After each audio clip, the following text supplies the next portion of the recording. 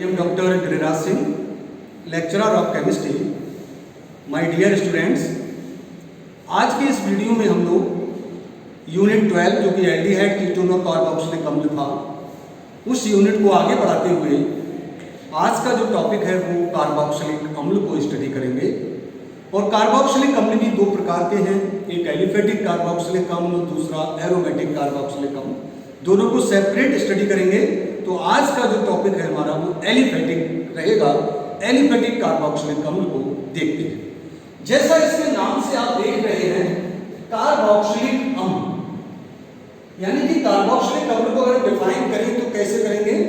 बेकार्बनिक यौगिक जिनमें कार्बोक्सिलिक समूह क्रियात्मक समूह के रूप में विद्यमान होता है, ऐसे कार्बनिक यौगिक को हम कार्बोक्सिलिक अम्ल कहते हैं।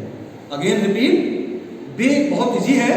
बेकार्बनिक यौगिक जिनमें कार्बोक्सिलिक समूह क्रियात्मक समूह की भांति विद्यमान रहता है, ऐसे हम कार्बनिक यौगिक को कार्बोक्सिलिक अम्ल कहते हैं। तो देखिए, इस कार्बोक्सिलिक अम्ल का जो फंक्शनल ग्रुप है, जो बात आ रही है, क्रियात्मक समूह फंक्शनल ग्रुप, कार्बोक्सिलिक अम्ल का जो फंक्शनल ग्रुप है वो है COOH।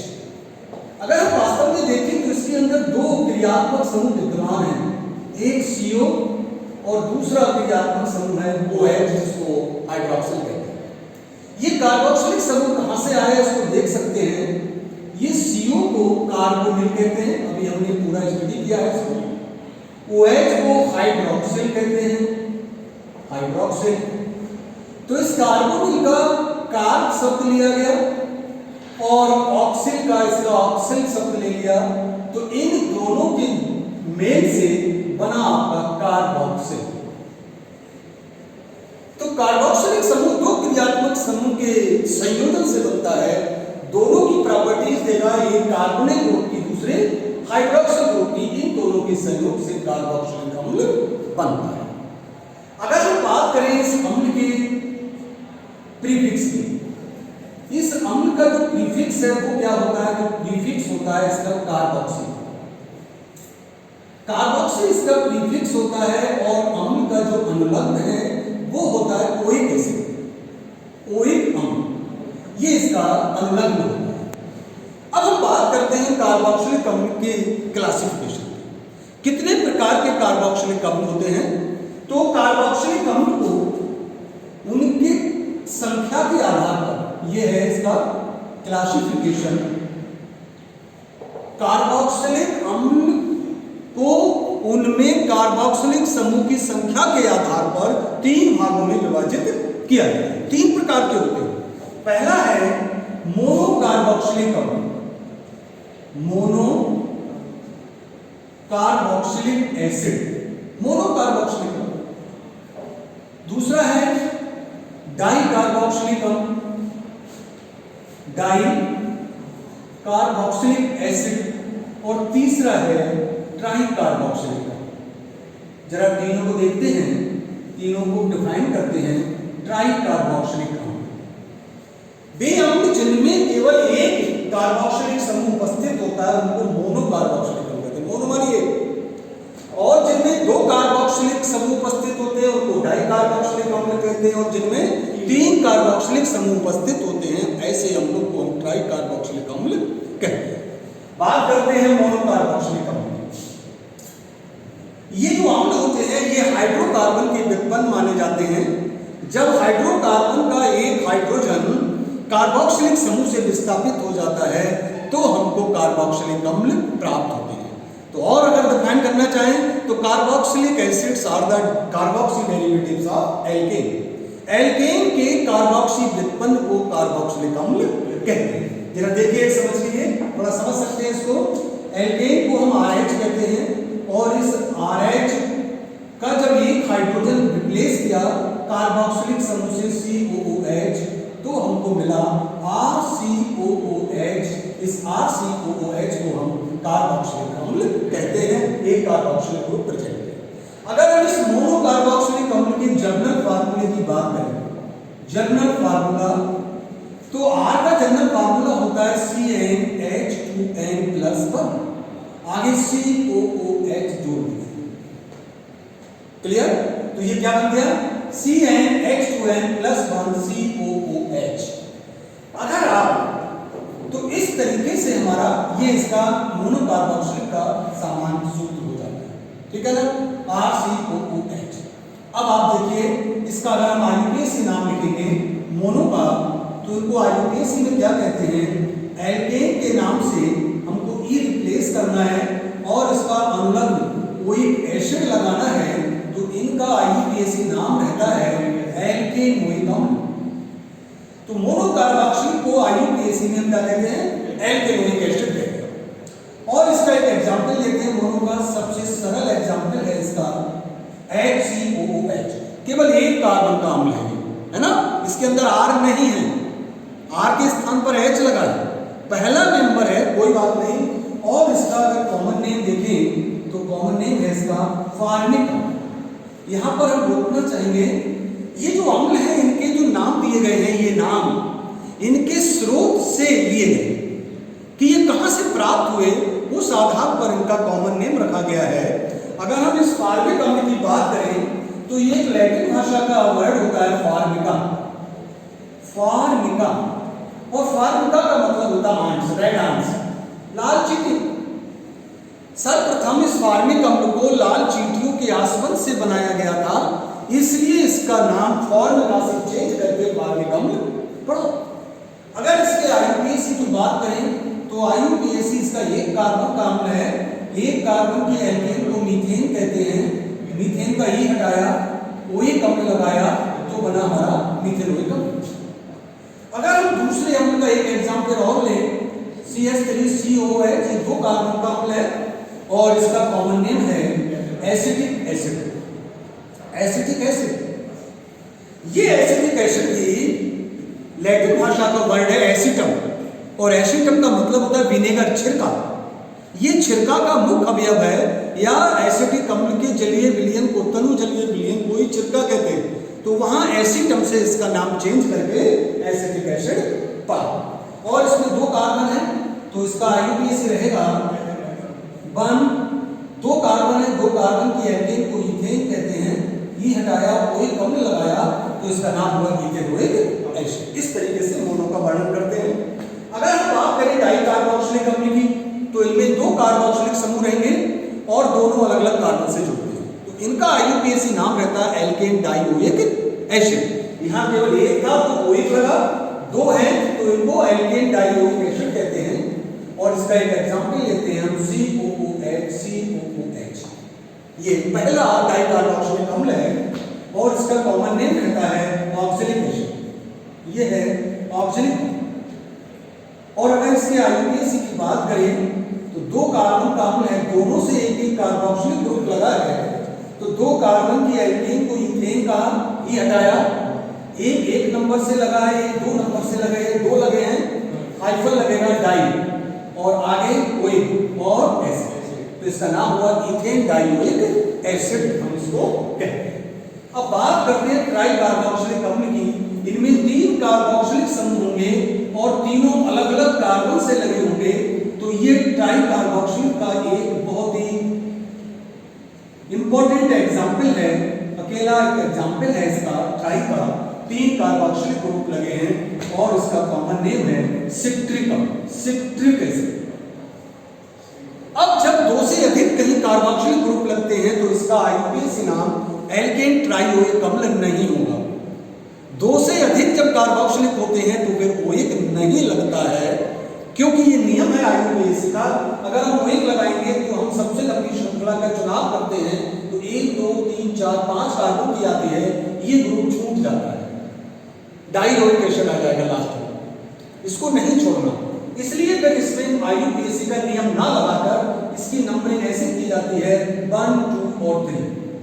ये IUPAC के विपरीत है, क्योंकि IUPAC में कार्बोक्सिलिक के कार्बन को नंबर 1 देते हैं।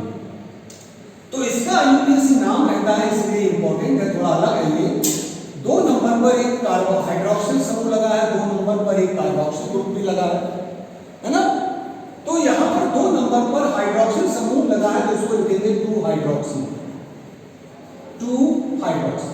3 कार्बन की एल्केन है प्रोपेन, प्रोपेन। तीनों कार्बोक्सिलिक ग्रुप लगा है 1, 2, 3 और इसको हम लिखते हैं ट्राई कार्बोक्सिलिक एसिड। OH की जगह पर हम लिखते हैं इसको ट्राई कार्बोक्सिलिक एसिड। OH नहीं लगा, OH कब लिखते हैं जब नंबरिंग 1, 2, 3, 4, 5 करते हैं। जब उसके हिसाब से नंबरिंग नहीं की तो हम फिर OH एसिड भी नहीं लगा सकते, तो फिर केवल कार्बोक्सिलिक अम्ल का इस्तेमाल किया जाता है। ठीक है। अब हम लोग इस क्लासिफिकेशन के बाद दो एसिड्स को पर्टिकुलरली डिस्कस करेंगे। एक है हमारा फार्मिक अम्ल, दूसरा एसिटिक अम्ल। इनके बनाने के जनरल मेथड्स को देखते हैं कि किस प्रकार हम इसको बना सकते हैं। तो सबसे पहला हमारा मेथड्स है, इसको बनाते हैं हम why the oxidation of aldehyde. Aldehyde के ऑक्सीकरण द्वारा, एल्डिहाइड ऑक्सीकरण पर कार्बोक्सिलिक अम्ल देते हैं। अभी हम पीछे स्टडी कर चुके हैं। अब हमको जो अम्ल बनाना होता है वही करिस्पॉन्डिंग एल्डिहाइड लेते हैं। अगर हमको फार्मिक अम्ल बनाना है तो हम फार्म एल्डिहाइड लेते हैं और इस फार्म एल्डिहाइड का ऑक्सीकरण कराते हैं। जो ऑक्सीकारक यूज करते हैं उसका नाम है अम्लीय सोडियम डाइक्रोमेट। Na2Cr2 और शांत सल्फ्यूरिक अम्ल इसका मिश्रण लेते हैं तो ये फार्म एल्डिहाइड ऑक्सीकृत होकर फार्मिक अम्ल देता है। इसी प्रकार अगर हमको एसिड एल्डिहाइड एसिटिक एसिड बनाना है तो यहाँ दूसरा एल्डिहाइड लेना पड़ेगा, 2 कार्बन का। एल्डिहाइड ऑक्सीकरण पर समान कार्बन का अम्ल देते हैं। जितने कार्बन का अम्ल चाहिए उतने ही कार्बन का एल्डिहाइड लेना पड़ेगा। तो यहाँ आपको 2 कार्बन का एल्डिहाइड लिया एसिड एल्डिहाइड, तो उनको एसिटिक एसिड प्राप्त हो जाता है। तो पहला मेथड रहता है हमारा by the oxidation of aldehydes. दूसरा देखिए, दूसरा हम बनाते हैं इसको bye the hydrolysis of cyanides. बहुत अच्छा मेथड्स है।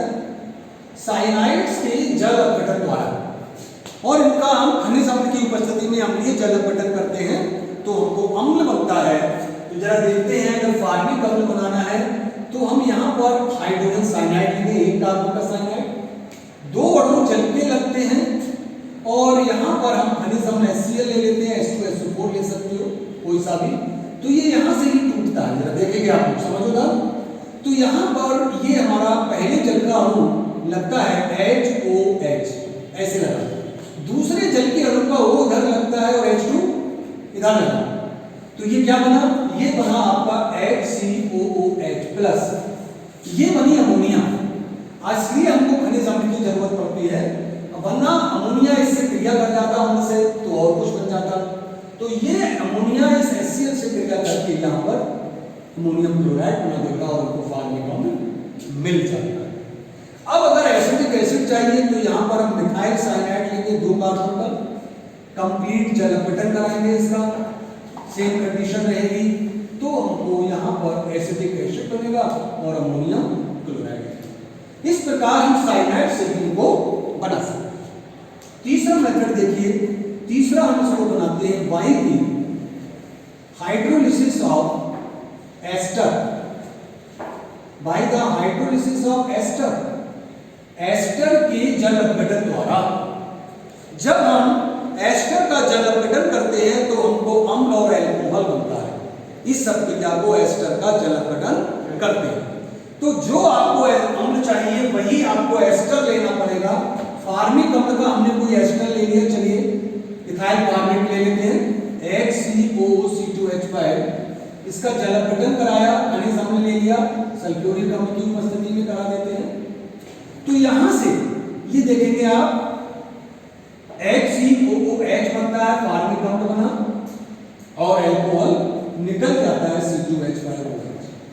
तो जिस अम्ल का आप एस्टर दोगे उसका जल अपघटन करोगे तो वही बनेगा।